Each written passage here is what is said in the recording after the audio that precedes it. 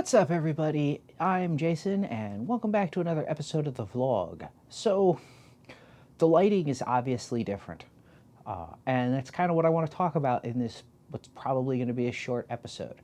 So, it is October, it's fall, the Halloween stuff is coming, whatever, and I am playing around with a light that I built about a year ago that has a simulated fire effect. Uh, I built it, I threw it at, I did a short video testing it or showing it, and it has subsequently been in my closet ever since, sitting and gathering dust, basically.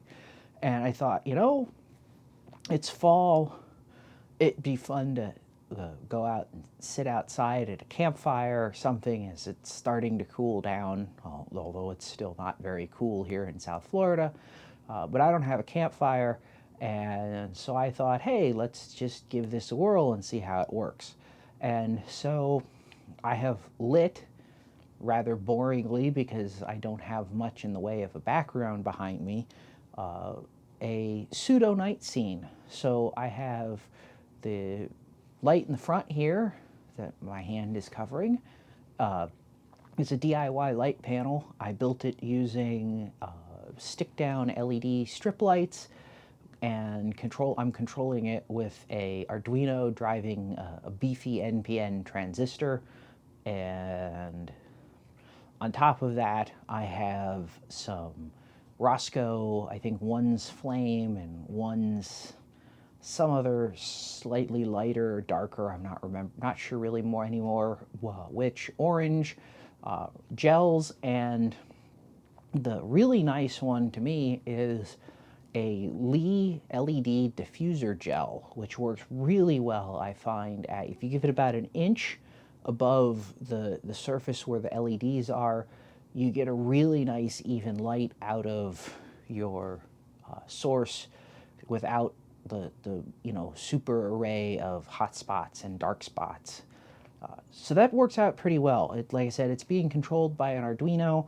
I'm doing the super simple DIY kind of solution of driving it, which is PWM, which can pose problems, especially if you are when you get into very low PWMs and the right shutter speeds, you start getting banding in your images, and that's one of the things that I'm going to be looking to see if I show up in this video. The proper way to control a light like this would actually be a constant current driver. That might be PWM controlled or it might not be, but that has sort of two problems, being one, it's a lot harder to build, and two, I don't think it'll work quite right with the LED strip lights, because the LED strip lights have a built-in current setting or current limiting resistor, and normally in a constant current driven LED light system, you don't have the resistors. You control the current that flows through the lights by the driver. So you tune it by the driver as opposed to having a resistor in there, messing essentially with the voltage. Not going to go into the ins and outs of LED control and lighting, because it's kind of outside of the scope of what I want to talk about. For the moon, I have one of these. It's a Viltrox L116T. They are dirt cheap on Amazon, and when I bought them, I did not really care for them that much. And as I have started trying to play with LED panels that are not super professional, but are more professional than that or more powerful than that, I have found far greater appreciation for these $20, $25 Viltrox panels. They are, they didn't have the greatest color consistency, but when I tested mine, they maintained their color temperature from through the whole dimming range, which is 20% to 100%. They were pretty consistent in terms of performance. Yes, they have a brightness spike at their middle color temperature, so around like I think 4600 Kelvin. They get a lot brighter there than they do at say 5500 or 3300. But you know, I bought panels I tested. I had a video about them a while back. I was super stoked. I was going to get, you know, pretty, like they weren't super high end, but they were fairly mid-range panels or middle low end panels. They were going to be brighter than what I had. They were going to be, you know, I could power them with a V-mount battery or a pair of NPF Sony style batteries. And, you know, they were advertised as having, you know, 0 to 100% dim range or dimming control, and they were brighter than what I have, and they were advertised as having a consistent color temperature across the entire dimming range, and you know, all the things you want in an LED panel. I shouldn't say buzzwords. All the things you want in an LED panel. And they turned out that they didn't have 0 to 100% dimming. They had, I think it was 10 or 20% to 100% dimming, and then to get the 0 to 10%, you turned it off, which I felt was a misadvertisement.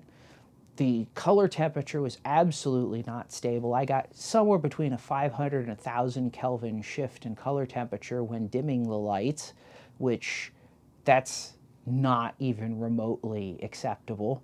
You know, and these were $200 or $300 panels, and you know, that put a real appreciation to me on, you know, it's basically stalled my lighting, LED lighting panel thing, because, well, I'm not really comfortable buying 100, you know, but panels in the $250 to say $500 range because of my experience with these.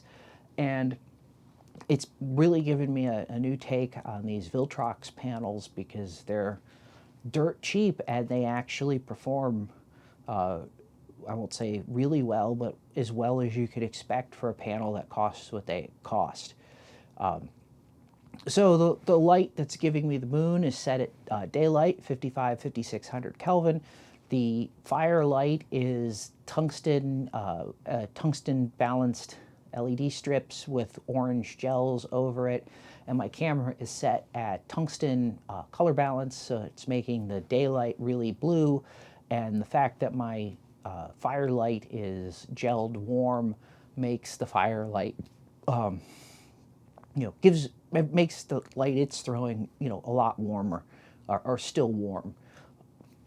Exposure for this is a 50th of a second. I'm shooting 24 frames a second, a 50th of a second at f2.8 ISO. I want to say 1600, but it might be a bit higher than that. I don't have the numbers in front of me as I'm looking at this. And that's actually kind of the second experiment. So I may have very early on, but it's very rare that I push any of my video or any of my cameras up this high. Now, I'm not shooting with my R5, I'm shooting with my 5D Mark IV. I usually shoot that at ISO 800. I'm doing this at 1600, I think, or maybe a bit higher. See how the noise is. Like I said, I don't usually shoot here. Now, obviously, there's a lot that I could do to sort of improve the quality of this set. Throwing some artificial plants or something in the background instead of it just being black, you know, would go a long way to making this a more campfire-y looking experience or something like that. But, you know, like I said, this is an opportunity to play around for me, these vlogs. You know, if I'm actually going to do something where I'm producing, you know, more in-depth type, you know, review or something like that, I'm going to light it well, not properly. I'm going to light it more conventionally than producing a review in flickery firelights and whatnot. But, you know, you have to experiment.